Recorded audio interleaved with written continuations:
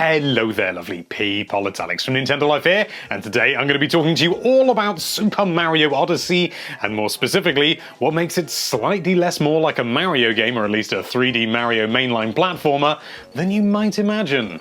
Although that's probably too long to put in the title. Yes, it may seem like a mad claim that I'm completely pulling out of my arse for the sake of a really snappy YouTube headline, but bear with me, there is some logic to my madness. Just hear me out, alright? In all the previous mainline 3D Mario platformer games, try saying that 5 times fast, you collect a main collectible like a star or a shine sprite or something like that, and you collect it, there's an animation, Mario's like, shine get, although I don't, did that actually... No, it just says shine in the full one, doesn't it? So once your shine is fully get, you are booted back into the hub world, where you then have to enter the level all over again just to get another star or shine or whatever that you want to get. And I am aware that there is an exception to the rule in the 100 coin thing. I've thought about that. You can shut up. Don't run to the comments. Don't. You've already done it, haven't you? But in Super Mario Odyssey, that simply isn't the case. You'll grab a Power Moon and you'll just be able to go on your merry way and continue in the level unevaded. It's an interesting mechanic, but it's certainly not a new one. In fact, it's been included in one very important and very prominent 3D platformer that you've probably already guessed because it's in the title. Yes. Banjo-Kazooie. Just like in Super Mario Odyssey, whenever you grab a Jiggy, you can just continue in the level and you can get all the Jiggies, in fact you can get all the collectibles, in just one go.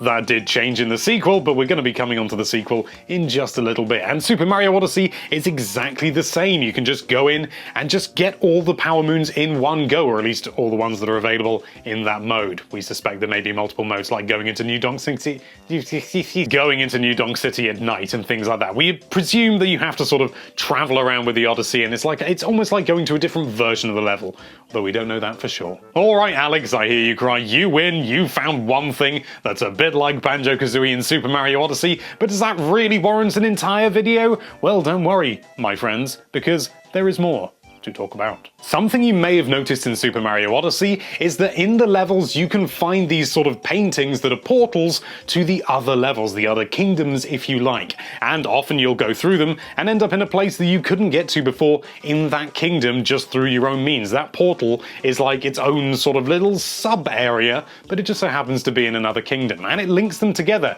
You don't have to go in the Odyssey, you can just hop in that painting and boom, you're in another kingdom. If that sounds familiar, it should do, because it was a key feature in Banjo-Tooie, the sequel to the Kazooie that wasn't always upside down. Much like in Odyssey, you could jump between different levels by going through specific areas. Alright, they weren't really portals as such, but you could go through tunnels and you'd come out in a completely different level, sometimes before you'd even discovered it, which was pretty mind-blowing, and a lot of people thought it was more like backtracking and stuff like that, but you know what? I really liked it. So in Super Mario Odyssey, the Power Moons are less like chapters and more like just sort of generic collectibles, more like the Jiggies from Banjo-Kazooie. And also, we have the ability to go between different worlds whenever we see fit, as long as we can find the appropriate portal, just like in Banjo-Tooie. Now, these may seem like fairly small details, but they're actually pretty pivotal when it comes to the overall Mario Odyssey experience. Or at least I assume it is. I've not played that many previews yet. Now, alright, these are relatively small details in the grander scheme of things. Yes, you're still Mario, you're still jumping and running and playing just like Mario does, but I think that these are small details that are going to have a big impact on the overall Odyssey experience. In the previews that I've played, it has felt very Banjo-Kazooie in many regards, and believe me when I say that that is no bad thing. If you're thinking, oh no, it's not going to be like a Mario game at all, then of course it is going to be like a Mario game as well. It's almost like an amalgamation of Banjo-Kazooie and Mario in a sort of a weird mix, or at least Super Mario 64.